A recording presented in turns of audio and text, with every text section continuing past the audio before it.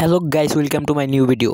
আজকে আমরা কথা বলবো বাংলাদেশের ইন্ডিয়ার বিপক্ষে সম্ভাব্য একাদশ নিয়ে। তো ভিডিওটি শেষ পর্যন্ত দেখবেন। এখানে সবসময়ের মতন লেফট ব্যাক হিসেবে থাকবে জায়ান আহমেদ, রাইট ব্যাক হচ্ছে তাজ, আর একজন ডিফেন্ডার হচ্ছে তপু বর্মন ও তারেক কাজী। এরা দুজন কিন্তু অনেকদিন ধরে বাংলাদেশকে সার্ভিস দিয়ে যাচ্ছে এবং তাদের উপরে কোচ ভরসা করবে আমার মনে হয়। মিডফিল্ডে থাকবে আমাদের দিয়াল, আমাদের স্ট্রাইকার, আমাদের মিডফিল্ডার হামজা চৌধুরী, এবং তার সাথে থাকবে মুরসালিন অথবা কিউবা মিছিল। কিউবা মিছিল তো সাধারণত নামাবে না, তার লেগে মুরসালিন। তো এই পাশে থাকবে জামাল ভুঁইয়া। যদি চেঞ্জ করার প্রয়োজন হয় তবে কিন্তু মুরসালিনকে উঠে কিউবাকে নামানো যাবে, আর জামালকে উঠিয়ে কাদেম শাহ কিন্তু একজন ভালো প্রতিভাবান খেলোয়াড়। সেও কিন্তু কানাডায় খেলেছে। পালা লেফট উইঙ্গে সাধারণত অথবা এই ফাহিম নামবে অথবা আলামিন। আমার মনে হয় ফাহিমকে নামাবে কোচ, কিন্তু ফাহিমকে না নেমে আলামিনকে নামালে বেশি ভালো হবে। যেহেতু কার্ডে থাকার কারণে ফাহমিদুল নাই, তো মেনে নিতে হবে এই ম্যাচের জন্য ফাহমিদুলকে, অথবা লেফট উইঙ্গে আলামিনকে কোচ খেলাতে পারে। তো ডিফেন্ডারদের চেঞ্জ করতে হলে ইসা ফয়সাল একজন ভালো ক্যান্ডিডেট হতে পারে সেকেন্ড হাফে নামার জন্য। আমার জানার মতে ইসা ফয়সাল বাংলাদেশ পুলিশ এফসির ক্যাপ্টেন রয়েছে কয়েক মৌসুম ধরে।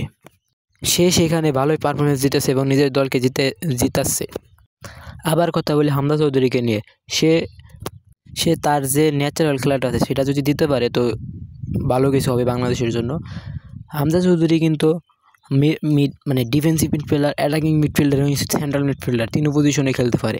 তো বাংলাদেশের লিগে এটা সুবিধার বিষয়। সে ডিফেন্সেও খেলবে, সেন্টারেও খেলবে এবং ফরওয়ার্ডও মাঝে মাঝে যাবে। সো এই জায়গা থেকে হামজা চৌধুরী একজন ভালো অ্যাসিস্ট হতে পারে বাংলাদেশের জন্য। এই লাইন আপে একটা সুবিধা হলো আপনি চাইলেই কাদেম শাহ এবং কিউবাকে একটু ক্লোজ করতে পারবেন। জায়ান এবং ইসা ফয়সালকে উপরে ওঠার জন্য একটা স্পেস দিতে পারবেন।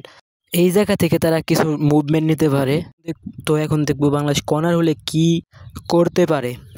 ফাহিম, হামজা, তপু, রাকিব এরা কিন্তু সবাই ডি বক্সের ভিতরে থাকবে।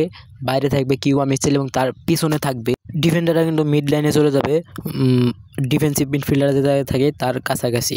তো সেন্ট্রাল মিডফিল্ডে কাদেম শাহ দাঁড়ায় থাকবে। তো কিউবা মিছিল ওই জায়গায় দাঁড়ায় থাকবে যদি কোনো শট পায় রং রেজে শুট মারার জন্য, without the ball formation. Rakib central মিডফিল্ডে থাকবে, কিছু সময় সে হাফ স্পেসটা কাভার করবে। সামিদ সোম, কিউবা, কাদেম শাহ তারা কিন্তু নিচে নেমে আসবে এবং ডিফেন্সিভ মিডফিল্ডারের রোলে চলে যাবে। তো আপনাদের এই ফরমেশনটা কেমন লেগেছে? যদি ভালো লেগে থাকে তাহলে প্লিজ কমেন্টে বলবেন এবং আপনার মতামতটা দিয়ে যাবেন। আমার যদি কোনো ভুল ত্রুটি থাকে তো তাও বলবেন, পরের বার সেটা সমাধান করতে চেষ্টা করব।